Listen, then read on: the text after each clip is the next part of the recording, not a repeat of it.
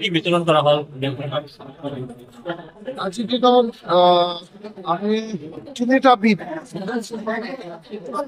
1 KG ডালি, মুসুর ডালি, 1 কেজি চেনি আর 1 কেজি নিমখ, এই 3টা বিট আমি সুলভ মূল্যত আমি আজি প্ৰদান কৰা হ'ল। তো মানে এজন ৰেচন কাৰ্ডে এটা পৰিয়ালে যিটো পাব লগা আমাৰ যিটো চাউল 5 কেজি পাৰ হেড, এইটোতো ফ্ৰী অফ কষ্ট। ইয়াৰ লগতে আজি 1 কেজি চেনি, 1 কেজি চাউল, দালি আৰু 1 কেজি নিমখ দিয়া হ'ল। আৰু জানুৱাৰী মাহৰ ভিতৰত 100 টকাৰ ভিতৰতেই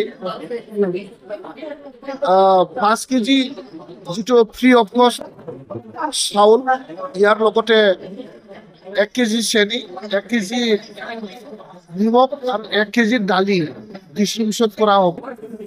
আজিৰ যিটো ডিষ্ট্ৰিবিউশ্যনৰ জৰিয়তে যিটো অন্ন সুৰক্ষা, মানে খাবৰ কাৰণে যিটো অন্নৰ প্ৰয়োজন, ইয়াৰ কাৰণে বেছি আৰু চিন্তা কৰিব লগা নহয়। আজিৰ দিনত এটা সুৰক্ষিত এটা হ'বৰ কাৰণে আজি এটা সুযোগ পালে।